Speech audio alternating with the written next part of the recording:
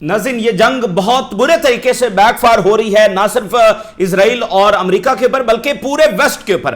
ان کی جو طاقت ہے، ان کی جو اکانومی ہے، وہ بہت برے طریقے سے ڈیمیج بھی ہو رہی ہے اور ایکسپوز بھی ہو رہی ہے، اور ان کا جو so called rules based order تھا وہ جو بالکل اب ٹوٹ پھوٹ کا شکار ہے، آلموسٹ ختم ہو گیا ہے۔ اس جنگ کے بعد تو بالکل ہی سمجھ لیں کہ اس کی کوئی کسر جواب بچی نہیں ہے۔ غزہ میں جو کچھ ہوا اس کے بعد یہ آرڈر بالکل ختم ہو ہی گیا تھا، لیکن ظاہر ہے کچھ نہ کچھ جو انسٹیٹیوشنز اور جو رہی صحیح کسر تھی وہ بھی اس کے بعد جب نکل گئی ہے اس جنگ کے بعد۔ اب ایک طرف تو ایران کی مسلسل جاری ملٹری رسپانس ہے جو ان کا وہ دے رہے ہیں، اور وہ آئل پر اٹیک ہوتا ہے تو آئل کے اوپر جواب دیتے ہیں، مسلسل بیسز کے اوپر اٹیکس کر رہے ہیں۔ ابھی موساد کے ہیڈ کوارٹر کے اوپر ایران نے جو اٹیک کیا ہے، اور اس میں ایک خبر چل رہی ہے کہ موساد کا جو سربراہ ہے ڈیوڈ بارنیا، یہ اس میں نشانہ بنا ہے۔ وی کی ناٹ کنفرم اٹ کہ یہ ایسا ہوا ہے۔ میں صرف آپ کو یہ بتا دوں کہ اگر ان میں سے کوئی بھی ایک سربراہ بھی، ایک بڑا ان کا ملٹری لیڈر یا پھر سب سے بڑھ کر ظاہر نیتن یاہو، ان میں سے اگر کوئی بھی نشانہ بن گیا تو یہ اتنی بڑی ہزیمت ہوگی اسرائیل کے لیے کہ اسرائیل جو ہے نا اپنے جو کولیپس ہے اس کو جب وہ تیز کرے گا۔ آج تک کسی بھی بڑے اسرائیلی لیڈر کو اس طرح سے نشانہ نہیں بنایا جا سکا۔ تو ابھی یہ خبر چل رہی ہے، ظاہر اس کو ابھی تو کنفرم نہیں کیا جا سکتا، لیکن یہ اتنی بڑی خبر ہوگی اگر موساد کا سربراہ جب اس میں نشانہ بن گیا۔ لیکن موساد کے ہیڈ کوارٹر پر تو بہرحال ایران نے اٹیک کر دیا ہے۔ اچھا، اس کے ساتھ اب دیکھیے جنگ ایکسپینڈ ہو رہی ہے۔ جارڈن میں جو جرمنی کی بیس ہے اس کے اوپر اٹیک ہوا۔ ایران نے ابھی تک کی اطلاعات کے مطابق کہ جرمنی کی جو بیس ہے اس پر اٹیک ہوا ہے اور ایران نے اس کو اٹیک کیا ہے۔ یعنی یہ آپ دیکھیں نا، جرمنی بھی ہے، برطانیہ بھی ہے، فرانس بھی ہے، پورے ریجن کے اندر ان کی بیسز پھیلی ہوئی ہیں، تو یہ پورے ریجن کو تو کنٹرول کر کے بیٹھے ہوئے ہیں۔ اور جارڈن کی جو گورنمنٹ ہے، یہ کس نے عطا کی ہوئی ہے یہ گورنمنٹ؟ یہ برطانیہ کے دور سے ہے نا، یہ جو ون فیملی رول کر رہی ہے وہ برطانیہ کے دور۔ تو آپ دیکھیں پورے مڈل ایسٹ کو تو وہ اسی طرح سے کنٹرول کر رہے ہیں۔ تو یہی آپ کو بتاتا ہے کہ غزہ پر یہ سارے ملک جب وہ خاموش کیوں رہے ہیں اور بالکل بے بس کیوں رہے ہیں۔ اتنا بڑا وائلنس ان کے ریجن میں ہو رہا تھا، اتنا بڑا وائلنس دنیا کے کسی بھی کونے میں ہو تو تمام ملک یہ سمجھتے ہیں کہ بھائی یہ بھی اچھا نہیں ہے ورلڈ سیکورٹی کے لیے، کیونکہ اتنا بڑا وائلنس دنیا کے کسی بھی کونے میں ہوگا تو اس کے اثرات پوری دنیا پر آئیں گے۔ یہ تو ان کے ریجن کے اندر ہو رہا تھا۔ بہرحال اب نیٹو جو ہے وہ مزید اپنا ایئر ڈیفنس ڈپلائی کر رہا ہے، خاص طور پر جو میڈیٹرینین جو سائیڈ ہے وہاں پر اپنا ایئر ڈیفنس ڈپلائی کر رہا ہے، کیونکہ سائپرس کے اوپر حملے جب وہ بڑھ رہے ہیں تو وہاں پر نیٹو اپنا ایئر ڈیفنس ڈپلائی کر رہا ہے۔ نیٹو بھی چند منٹ کی دوری کے اوپر کھڑا ہوا ہے، اور اسی درمیان ایران نے نئے اٹیکس کیے ہیں آئل انفراسٹرکچر کے اوپر، اور ایران نے کہا کسی صورت اسٹریٹ آف ہرموز جب ہم اوپن نہیں کریں گے۔ یو ای میں جو نیا اٹیک ہوا ہے اس میں انڈسٹریل کمپلیکس کو نشانہ بنایا گیا۔ یہ بڑی امپورٹنٹ بات ہے کہ اب چونکہ ایران نے کہا تھا کہ ہم ان کے اکنامک مفادات کو نشانہ بنائیں گے امریکہ کے، تو انڈسٹریل کمپلیکس کو جو ہے وہ نشانہ بنایا گیا اور اس پر بہت زیادہ ڈیمیج بھی ہوا ہے۔ اچھا، لیکن اس سب سے بڑی خبر کیا ہے؟ سب سے بڑی خبر جو ہے وہ یورپی یونین کی جو پریزیڈنٹ ہے ارسلا کی جو بات ہے، یہی سب سے بڑی خبر ہے، اور ویسٹ کو اس وقت بھی سوچ لینا چاہیے اور اس کو اسرائیل کے ٹریپ میں آ کر اپنے آپ کو مزید کمزور کرنے کی بجائے فوری طور پر اس جنگ سے نکل جانا چاہیے۔ ارسلا نے کہا ہے کہ اس جنگ کا سب سے بڑا ونر جو وہ رشیا ہے۔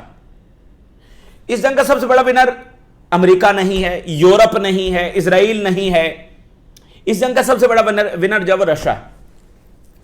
اب رشیا تو یہاں پر آ کر لڑ نہیں رہا ہے، رشیا تو اس جنگ کا حصہ نہیں ہے، تو رشیا اس میں سے ونر کیسے ہو گیا؟ یعنی اس سے بڑی میرا نہیں خیال کہ اب تک کی کوئی سٹیٹمنٹ ہوگی ان 11 دنوں کی کہ وہ کہہ رہے ہیں بھئی ہم تو اپنے آپ کو ڈیمیج کر رہے ہیں اس جنگ سے۔ اس سٹیٹمنٹ کے اندر سب کچھ چھپا ہوا ہے، یعنی ایران کی تو تباہی ہو رہی ہے، پھر ونر رشیا کیسے ہو گیا؟ تو مطلب یہ ہے کہ بھائی اگر ایران میں تباہی بھی مچا لی جائے تو ہم بھی تو ڈیمیج ہو رہے ہیں نا، ہماری اکانومی بھی ڈیمیج ہو رہی ہے، ہماری جو پولیٹیکل اور ڈپلومیٹک پاور ہے وہ بھی ڈیمیج ہو رہی ہے، اور ہماری جو سافٹ پاور ہے اور ملٹری پاور ہے وہ بھی ڈیمیج ہو رہی ہے۔ اب دیکھیں اس کا سب سے بڑا فال آؤٹ یوکرین کے اوپر کیا ہے کہ امریکہ اس طرح سے ایمونیشنز، اس طرح سے ایئر ڈیفنس جب وہ نہیں دے سکتا، تو ویسٹ کولیکٹیولی اپنے آپ کو ڈیمیج کر رہا ہے اس وار سے، اور یہ کب تک پتہ نہیں چلے گی۔ تو وہ کہنی ہے کہ اس کا سب سے بڑا جو ونر ہے وہ رشیا ہے۔ تو اسی بات سے سوچ لینا چاہیے ویسٹ کو، اور فوری طور پر یہ جنگ جب روک دینی چاہیے۔ پیوٹن نے کیا بات کی ہے؟ ادھر ارسلا کہہ رہی ہے کہ رشیا جب وہ وکٹوریس ہوگا اور ونر ہوگا اس جنگ کا، پیوٹن نے آرڈر کیا ہے کہ سٹڈی کیا جائے کہ ہم یورپ کو گیس کی بندش جو وہ کیسے کر سکتے ہیں۔ اب ذرا پیوٹن دیکھیے کیسے یورپ کے ساتھ جب وہ کھیل رہا ہے، یورپ کو گیس کی بندش۔ اب یورپ جو ہے اس کے لیے گیس تو اور انرجی یہ سب سے بڑا مسئلہ بنا ہی ہوا ہے یوکرین وار کے بعد، اب گلف سے اس کی جو سپلائی ہے وہ بند ہو گئی ہے، تو ادھر سے پیوٹن کہہ رہا ہے ہم بھی سپلائی بند کر دیتے تو پھر یورپ کا کیا بنے گا مجھے بتائیے۔ تو رشیا جو ہے وہ اس موقع کا پورا فائدہ جو وہ اٹھا رہا ہے۔ تو ادھر جو سعودی عربیہ ہے اس نے، یعنی ارامکو جو ان کی سب سے بڑی آئل کی انڈسٹری ہے، اس نے یہ کہا ہے، آئل کمپنی نے، ارامکو نے یعنی سعودی عربیہ نے، کہ بہت کیٹاسٹروفک ریزلٹس آنے والے ہیں، امپیکٹس آنے والا ہے جو اسٹریٹ آف ہرموز کی بندش ہے، اگر اس کو نہ کھلوایا گیا اور یہ جنگ نہ روکی گئی تو ورلڈ اکانومی کے اوپر کیٹاسٹروفک ریزلٹس جو وہ آنے والے ہیں، کیٹاسٹروفک امپیکٹس جو وہ آنے والے ہیں۔ تو اس بات کی شدید ضرورت ہے کہ فوری طور پر اسٹریٹ آف ہرموز جو وہ کھلوایا جائے۔ یہ سعودی عربیہ کا میسج ہے امریکہ کو اور یورپ کو۔ اچھا، جو امریکی سیکریٹری آف وار ہے جو کہ فاکس نیوز کا ہوسٹ تھا، اور جس طرح سے اس کو سیکریٹری آف وار بنایا گیا ہے وہ بھی اب کہانیاں خود امریکن ڈسکس کر رہے ہیں، یہ کس طرح سے بار بار اسرائیل جاتا رہا ہے، اور وہاں پر اسرائیل میں کھڑے ہو کر یہ اس کی تقاریر موجود ہے جو اس وقت امریکہ میں وائرل ہیں، اس وقت کسی نے توجہ نہیں دی۔ یہ اسرائیل میں کھڑے ہو کر یہ کہہ رہا ہے کہ تھرڈ ٹیمپل ہم بنائیں گے اور یہ کریں گے وہ کریں گے، اور جو زائنسٹ بلینئرز ہیں وہ باقاعدہ طور پر مسلسل لابینگ کر کے اس کو پینٹاگن کا سربراہ انہوں نے بنوایا، اور اب اسی کی سرپرستی کے اندر جنگ ہو رہی ہے۔ پورا جو امریکن ملٹری آرسنل ہے، امریکہ کی جو ساری ملٹری پاور ہے وہ اس کے انڈر ہے، اور یہ اسرائیل کے انڈر ہے۔ تو اب اس کے اوپر بڑی شدید تنقید وہاں پر ہو رہی ہے، اور اسی نے وہ کروسیڈ اور یہ سارا کام چلایا ہے۔ اب یہ کیا کہہ رہا ہے؟ کہہ رہا ہے آج رات بڑی شدید بمباری ہوگی ایران پر، آج رات جو ہے نا بڑی شدید بمباری ہم ایران پر کریں گے، اور کہتا ہے کہ اسٹریٹ آف ہرموز ہے وہ کھلوانے جا رہے ہیں ہم، اور ہم جیت رہے ہیں، ایران کمزور پڑ رہا ہے، بالکل ایران جب وہ ختم ہو رہا ہے اور ہم جب وہ جیت رہے ہیں۔ اور جو اس نے سب سے بڑی بات کی اور جو اس پر بہت زیادہ مزید تنقید ہو رہی ہے، اس نے کہا ہے کہ ایران سکولز اور ہاسپٹلز کو استعمال کر رہا ہے فار ملٹری پرپز، اور وہاں سے میزائل اور ڈرونز لانچ کر رہا ہے۔ یہ ڈکلائننگ پاور کا بالکل ڈکلائن ہے۔ امریکہ واقعتاً اس جنگ کے بعد وہ پہلے والا امریکہ نہیں رہے گا جو تھا پہلے، ٹھیک ہے نا۔ اس جنگ کے بعد بالکل ایک اور امریکہ آپ کو سامنے آئے گا جو بالکل کمزور ہو چکا ہوگا اور اپنی طاقت جو وہ کھو چکا ہوگا۔ یعنی امریکہ بھی اب بالکل اسرائیل کی زبان بول رہا ہے۔ امریکہ نے جو کچھ کیا ہے 80 سالوں میں وہ سارا کچھ ہمارے سامنے ہے، لیکن امریکہ اسرائیل نہیں ہے، یہ بات ذہن میں رکھے۔ امریکہ کی انٹرنیشنل کمٹمنٹس ہیں، امریکہ کے اتحادی ہیں، امریکہ اپنے آپ کو پریزنٹ کرتا ہے for the protector of the world and human rights and جمہوریت اینڈ سو آن، اور یونائٹڈ نیشن کا دفتر جو ہے وہ اسرائیل میں نہیں ہے، امریکہ میں نہیں، امریکہ کے اندر ہے۔ اور جو امریکن پبلک ہے وہ اسرائیل کی پبلک کی طرح نہیں ہے۔ امریکن پبلک نے نہ ہی غزہ کو سپورٹ کیا ہے نہ ہی ایران کو سپورٹ کر رہے ہیں، ان جنگوں کو وہ بالکل سپورٹ نہیں کر رہے ہیں۔ تو امریکہ بہت ڈیفرنٹ ہے، ٹھیک ہے نا، اور اس کی ذمہ داریاں اور اس کی جو کمٹمنٹس ہیں وہ بالکل ڈیفرنٹ ہیں۔ تو اب امریکہ کا بالکل اسرائیل کی زبان بولنا کہ جناب علی یہ سکولز اور ہاسپٹلز کو وہاں میزائل وہاں سے یہ فائر کر رہے ہیں، تو اسرائیل بھی تو یہی کہہ رہا تھا، وہ اسپتالوں پر اسی لیے بمباری کر رہا تھا۔ اب چونکہ جو انہوں نے سکول کے اوپر اٹیک کیا ہے اس میں بالکل یہ ایویڈنس سامنے آ چکے ہیں، جس کو امریکی اور ویسٹرن میڈیا بھی رپورٹ کر رہا ہے کہ یہ امریکہ ہی نے اٹیک کیا اور 3 میزائل داغے ہیں۔ اس کا مطلب کہ کوئی غلطی کا چانس اس میں ہے ہی نہیں کہ ایک میزائل آیا اور غلطی سے آ گیا، جب 3 آئے ہیں تو اس میں غلطی نہیں ہے، جان بوجھ کر اٹیک کیا گیا۔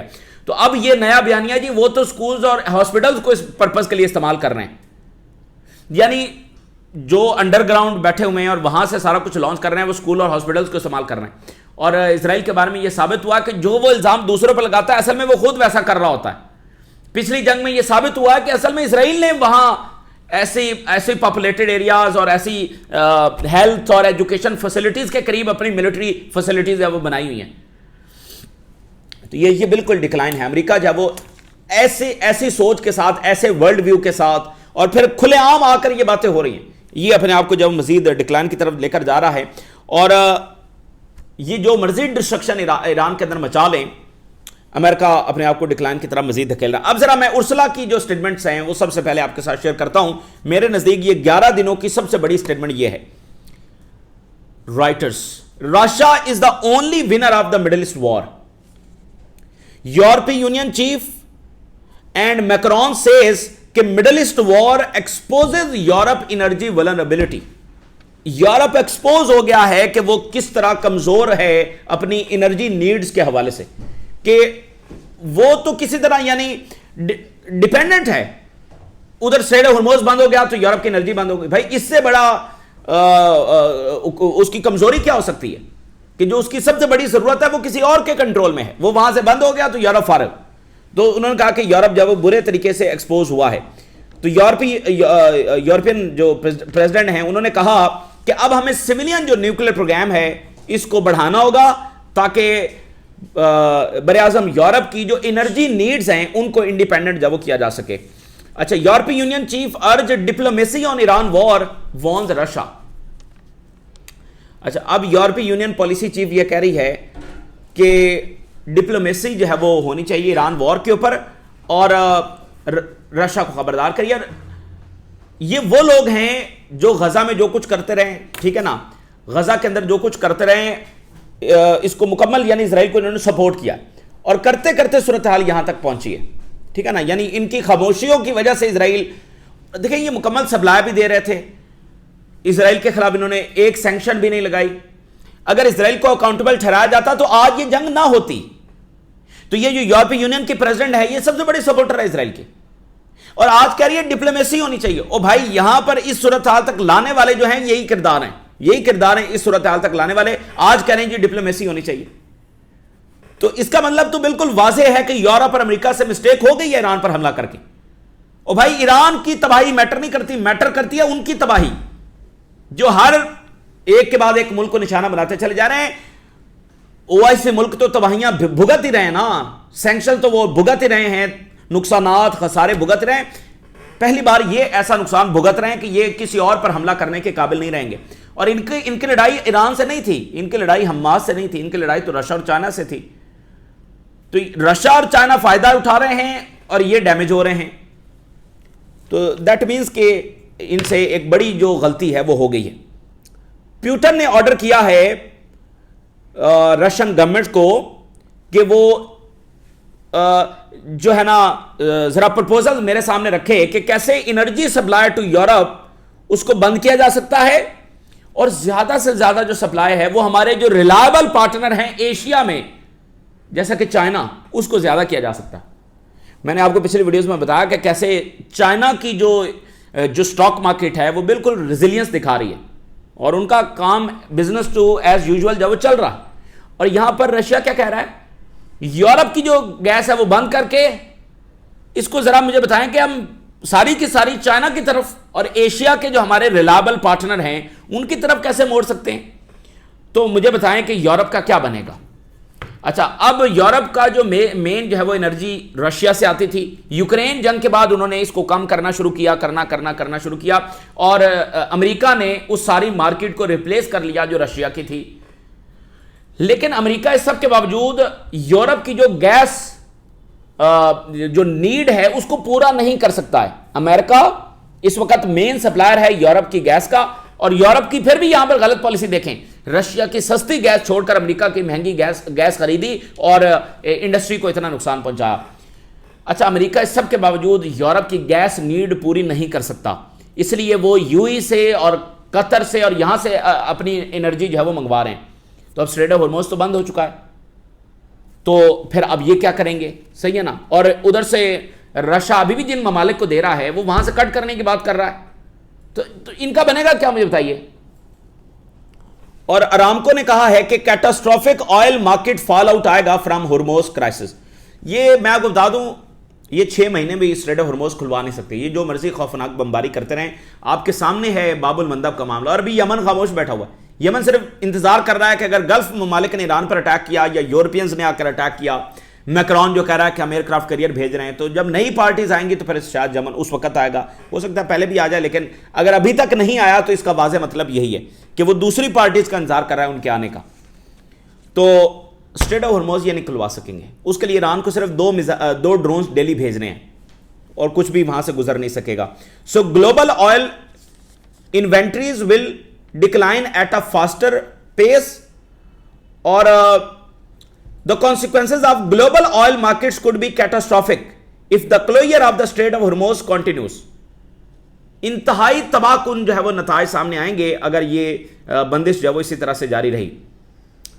اچھا اب ادھر سے ایران کے جو حملے ہیں، یعنی اب ارامکو یہ کہہ رہا ہے کہ تباہ کن ریزلٹ جب آئیں گے، ٹھیک ہے نا. تو اب یہ کوئی تجزیہ تو نہیں ہے، خود ارامکو کہہ رہا ہے کہ اگر اسٹریٹ آف ہرموز بند رہا تو امریکہ سے آئل آ جائے، ادھر سے آ جائے، ادھر سے آ جائے، کوئی فرق نہیں پڑتا. اصل بات یہ کہ بڑا نقصان ہونے والا ہے. تو اکنامک فال آؤٹ الگ ہے، جو یہ سارا کچھ ہو رہا ہے اس کا فال آؤٹ الگ ہے، جو امیڈیٹ لاسز ہو رہے ہیں وہ الگ ہیں. سو ایرانین بیراج جو ہے اس نے اسرائیل اور گلف کنٹریز کو ٹارگٹ کیا ہے، ٹھیک ہے. گلف کنٹریز کے اندر امریکی جو بیسز ہیں اور پھر باقی جو ایسٹس ہیں اس کو بھی اب ہٹ کرنا شروع کر دیا ایران نے. جرمن بیس ان جارڈن جو ہے اس کو میزائل آ کر ہٹ کیے ہیں، باقاعدہ ہٹ کیے ہیں. اچھا ایران کا اس وقت جو سب سے بڑا نشانہ ہے وہ ہے امریکی جو امریکہ جو بیس استعمال کر رہا ہے اسرائیل کے اندر.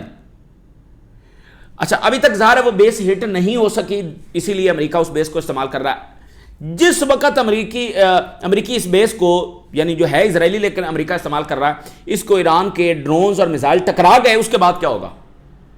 اس کے بعد کتنی بڑی ہزیمت ہوگی. تو ایران روز اس بیس کو نشانہ بنا رہا ہے، کیونکہ جیٹس تو وہیں سے اڑ رہے ہیں. تو اس کا رن وے اگر ڈیمیج ہو گیا، اور پھر کل کیا ہوا ہے؟ کل چائنا نے پوری سیٹلائٹ امیج جاری کی ہے اور پھر سیٹلائٹ ویڈیو جاری کی ہے اس بیس کی کہ کیسے امریکی جیٹس وہاں پر لینڈ ہو رہے ہیں اور وہاں پر جب وہ کتنے موجود ہیں. باقاعدہ ویڈیو ہے جو جاری کی گئی ہے. تو دیٹ مینس کہ وہ مکمل انفارمیشن جب ایران کے پاس جا رہی ہے تو اگلے 3-4 دنوں میں شاید ایران اس پوزیشن میں ہوگا کہ وہ اس بیس کو ہٹ کر سکے. اب ساؤتھ کوریا سے فوری وہ تھارڈ اور سارا وہ لے کر آ رہے ہیں. تو اگر وہ ہٹ ہو گئی تو دین پھر کیا ہوگا؟ تو کتنی بڑی ہزیمت جب وہ امریکہ کو اٹھانا پڑے گی اور ان کی جو آپریشنل کیپیبلٹیز ہیں وہ بہت برے طریقے سے متاثر ہوں گی. تو الرویس انڈسٹریل کمپلیکس ہے یو ای کے اندر، یہاں پر جب وہ اٹیک ہوا ہے، ڈرون نے آ کر جب اٹیک کیا ہے. اسی درمیان دوحہ نے یعنی کہ قطر نے اپنے سٹیزنز کو الرٹس جاری کیے ہیں کہ فوری طور پر وہ محفوظ مقامات کے اوپر جائیں. اچھا ان ملکوں میں کوئی شیلٹرز وغیرہ نہیں ہیں کیونکہ یہاں پر کوئی تصور بھی نہیں کر سکتا تھا کہ یہاں پر جنگیں ہوں گی، کیونکہ جنگیں تو پھر ادھر ادھر ہو رہی تھی. اور ان کی طاقت اور دولت کی وجہ یہ ہے کہ ادھر ادھر کے ملک تباہ ہو رہے تھے. اور ان کی سب سے بڑی غلطی یہ ہے کہ یہ اپنی بیسز دیتے رہے اور امریکہ دوسرے ملکوں پر اٹیک کرتا رہا. تو اب پہلی بار یہاں پر جب جنگیں چھڑی ہوئی ہیں اور اب قطر کیا وارن کر رہا ہے؟ قطر یہ وارن کر رہا ہے کہ اس سارے کرائسس کے ہماری اکانومی کے اوپر بہت بڑے اثرات ہوں گے اور جو گلوبل اکانومی ہے اس کے اوپر بہت بڑے اثرات ہوں گے. تو اگین میں نے یہ کہا ہے کہ یہ ملک جو ہے وہ مزید مضبوط ہو کر اس کرائسس سے ابھر سکتے ہیں. ملک ایسے ہی مزید مضبوط ہوتے ہیں کرائسس سے نکل کر، لیکن اگر ان کرائسس کو مینج کر لیا جائے. جاپان عالمی جنگ ہار کر بھی ایک بڑی پاور ہے، جرمنی ایک عالمی جنگ ہار کر بھی بڑی پاور ہے. تو ملک جو ہیں اگر وہ بڑے سے بڑے کرائسس میں سے بھی بڑے طاقتور ہو کر سامنے آتے ہیں، یہ گلف ممالک بھی بڑے طاقتور ہو کر مزید طاقتور ہو کر سامنے آ سکتے ہیں باوجود اس کے کہ جو ان کا نقصان ہو رہا ہے. لیکن اگر صحیح اپروچ کے ساتھ چلے، اگر صورتحال کو مس ریڈ کیا اور نتنیاہو کی جنگوں کا حصہ بنے تو پھر معاملہ کچھ اور ہوگا. اچھا اب ایران یہ کہہ رہا ہے کہ ہماری جو جنگ ہے اسرائیل کے ساتھ اور امریکہ کے ساتھ یہ جاری ہے اور یہ فائنل وکٹری، رائٹ اور رانگ، حق اور باطل، اس کی فائنل وکٹری تک یہ جنگ جب وہ جاری رہے گی. اور سپریم لیڈر کو اندر سے بھی سپورٹ حاصل ہو رہی ہے اور باہر سے بھی سپورٹ حاصل ہو رہی ہے. فارمر جو ایران کے پریزیڈنٹ ہیں انہوں نے جب وہ سپورٹ کا اعلان کیا ہے، مبارکباد دی ہے. پاکستان کے جو پرائم منسٹر ہیں انہوں نے خط بھیجا ہے. پاکستان بڑا اپنے طریقے سے چل رہا ہے، سعودی عربیہ اور ایران کے درمیان بیلنس کر رہا ہے، امریکہ اور ایران کے درمیان بیلنس کر رہا ہے. اور پاکستان کے لیے یہ بڑا مشکل ترین ٹائم ہے کہ اس کے لیے سب سے بڑا چیلنج یہ ہے کہ اس نے عربوں اور ایران کی جنگ کو روکنا ہے اور اپنی اور ایران کی جنگ کو روکنا ہے. اگر پاکستان کسی بھی غلطی کی وجہ سے جنگ میں چلا گیا تو پھر سب کا جو ہے نقصان ہوگا. ظاہر پاکستان کے بھی یہ مفاد میں نہیں ہے، پاکستان کے نیشنل انٹرسٹ میں یہ ہے کہ وہ اس جنگ کو ہونے سے روکے اور یہ اس کی سب سے بڑی کامیابی ہوگی. تو ابھی بہت سارے رابطے بھی ہو رہے ہیں. پاکستان کے فارن منسٹر کا چین کے فارن منسٹر سے رابطہ ہوا ہے، پھر پاکستان کے فارن منسٹر کا سعودی عربیہ کے فارن منسٹر سے رابطہ ہوا ہے، اردگان کا ایران کے صدر کے ساتھ رابطہ ہوا ہے، ٹرکی کے فارن منسٹر کا ایران کے فارن منسٹر سے رابطہ ہوا ہے. تو یہ ایک مکمل سفارتکاری کی کوشش ہے جو اس وقت کی جا رہی ہے, اور چائنا اس وقت بہت جو ہے وہ ایکٹیو ہے اور اس جنگ کو جو وہ رکوانے کی کوشش کی جا رہی ہے. ایران کے حملوں میں آج جو اسرائیلی ہیلتھ منسٹری ہے اس نے نمبرز بتائیں کہ 2339 کیجویلٹیز ہوئی ہیں, اور ظاہر ہے اسرائیل ہمیشہ اپنے نمبرز جو وہ تھوڑے بتاتا ہے, ہمیشہ ان کے نمبرز جو وہ زیادہ ہوتے ہیں. علی لہریجانی کا میسج ہے ٹرمپ کے لیے. علی لہریجانی نے کہا ہے کہ our people do not fear your empty threats, تمہارے کھوکھلی دھمکیوں سے ہمارے لوگ ڈرتے نہیں ہیں. انہوں نے ایران میں اتنی تباہی مچا دی ہے, لیڈرشپ کو نشانہ بنایا ہے, اور علی لہریجانی کہہ رہے ہیں تمہارے کھوکھلے تمہارے تھریٹس. دیکھیں جب اتنا نقصان کسی ملک کا ہو جاتا ہے نا, تو اس سے زیادہ وہ کیا کر سکتے ہیں؟ جتنا انہوں نے کرنا تھا میکسیمم فورس انہوں نے استعمال کر لی ہے. تو ایران نے بھی دیکھ لیا کہ وہ زیادہ سے زیادہ امریکہ کیا کر سکتا. تو بات یہ ہے کہ ایران کی جنگی صلاحیتیں تو ڈیمیج نہیں ہو رہی. تو اب یہ امریکہ کہتا ہے نا, اب جیسے سیکرٹری آف وار کہہ رہا ہے کہ آج رات بڑے شدید حملے ہوں گے, ابھی تو ہم نے سرپرائز دینا ہے, ابھی تو ہمارے شدید حملے شروع نہیں ہوئے. تو چونکہ وہ اپنی پوری طاقت استعمال کر کے بھی اپنے اہداف حاصل نہیں کر پا رہے ہیں, تو اس لیے وہ نیا پورٹرے کر رہے ہیں کہ ابھی تو ہم نے طاقت استعمال ہی نہیں کی, ابھی تو ہم نے یہ نہیں کیا, ابھی تو ہم نے وہ نہیں کیا. اور علی لہریجانی نے کہا ہے کہ ایران کو تم سے پہلے کئی سو سال میں بڑے بڑے طاقتور آئے ایران کو مٹانے کے لیے, اور ایران کو مٹا نہیں سکے, تو تم تو کچھ بھی نہیں ہو. تم سے پہلے کئی ہزار سال میں, کئی سو سال میں بہت حملہ آور آئے ہیں, اور انہوں نے بھی ایران کو مٹانے کی کوشش کی ہے. تو یہ نہ ہو کہ ہمیں شکست دیتے دیتے تم شکست کھا جاؤ. اور اسٹریٹ آف ہرموز کے اوپر انہوں نے کہا ہے کہ یا تو اسٹریٹ آف ہرموز جو ہے وہ سب کے لیے امن خوشحالی کا مرکز ہوگا, یا پھر یہ ان کے لیے تباہی کا مرکز بنے گا جو یہ جنگ چھیڑ رہے ہیں. ٹھیک ہے نا, یہ انہوں نے میسج دیا ہے. اور نیٹو جو ہے اس اپنا air defence patriot air defence system جو ہے وہ ایسٹرن ٹرکی میں ڈپلائے کر رہا ہے, اور ٹرکی نے ایران کو کہا ہے کہ ہماری ایئر سپیس آپ استعمال نہ کریں. اس طرح کا معاملہ جب وہاں پر چل رہا ہے. اچھا, جو U S joint chief of staff ہے ان کی سٹیٹمنٹ بڑی امپورٹنٹ ہے, انٹرسٹنگ ہے. کہتے ہیں کہ آئی ریسپیکٹ کہ ایرانینز فائٹ کر رہے ہیں, لیکن میں بتانا چاہتا ہوں کہ ایرانینز اتنے بھی تگڑے نہیں ہیں, اتنے بھی فرمیڈیبل نہیں ہیں, لیکن میں ریسپیکٹ کرتا ہوں کہ ایرانینز لڑ رہے ہیں. یہ بات صحیح ہے کہ ایرانینز لڑ رہے ہیں. آپ اندازہ کریں, پہلے وہ 24 سے 48 گھنٹوں میں ایران نے ختم ہونا تھا, آج کہتے ہیں ہم ریسپیکٹ کرتے ہیں ایرانینز جب آگے سے رسپونڈ کر رہے ہیں. اور یہ بات انہوں نے کی, ساتھ ہی یہ سیکرٹری آف وار کھڑا تھا, اس بریفنگ کے اندر یہ بات انہوں نے کی ہے. اور ٹرمپ نے کہا ہے کہ کیوبا کے اندر جب وہ رجیم چینج ہو سکتا ہے, تو یہ جو کیوبا والا معاملہ ہے نا, یہ بار بار ٹرمپ جب وہ کیوبا کو دھمکا رہا ہے. So there could also be a exit strategy, کہ یہاں سے نکل کر وہ پھر کیوبا پر حملہ ور ہو جائے, تاکہ ایران کا بھی سوال درمیان میں نہ رہے. وہ وینزویلا پر کیا, وہ فیلئر ہوا, پھر ایران پر آ گئے, پھر ایران کے بعد اب انہوں نے اگلا ٹارگٹ بھی اپنا بتانا شروع کر دیا. اگلا ٹارگٹ جب وہ کیوبا ہے. سو آئی آر جی سی نے ٹرمپ کو میسج دیا ہے کہ ٹرمپ جو ہے وہ امریکن پبلک کو ڈیسیو کرنے کی کوشش کر رہا ہے اپنی ملٹری ڈیفیٹ کو چھپانے کے لیے. یہ جناب علی میسج ہے آئی آر جی سی کا ٹرمپ کو. تو بہرحال اس وقت کوششیں ہو رہی ہیں جنگ کو روکنے کی, یعنی اب ہم پچھلے 24 گھنٹوں کے بعد وہ ڈیولپمنٹ دیکھ رہے ہیں کہ ساتھ ساتھ جنگ روکنے کی بھی کوششیں ہو رہی ہیں. لیکن کیا یہ جنگ رکے گی, اس کی کوئی گارنٹی نہیں ہے. اگر ہوش کے ناخن امریکہ لے تو یہ جنگ روک دینی چاہیے, اس جنونیت سے اور پاگل پن سے باہر آنا چاہیے, اور یہ جو مذہبی جنونیت اب سوار ہو گئی ہے اس سے باہر ان کو آنا چاہیے. اور جو ڈیموکریٹس کہہ رہے ہیں کہ ہم فورسڈ سٹاپ جب وہ کروا سکتے ہیں, ان کو یہی کرنا چاہیے. لیکن اگر یہ اگلے 48-72 گھنٹوں میں یہ جنگ نہیں روکی جاتی تو یہ مزید ایکسپلوڈ ہو سکتی ہے. یہ اس وقت کی تازہ ترین ڈیولپمنٹس ہیں جو آپ کے ساتھ شیئر کیا. ہم نے راز روکا کریں اجازت دیجیے. اللہ حافظ.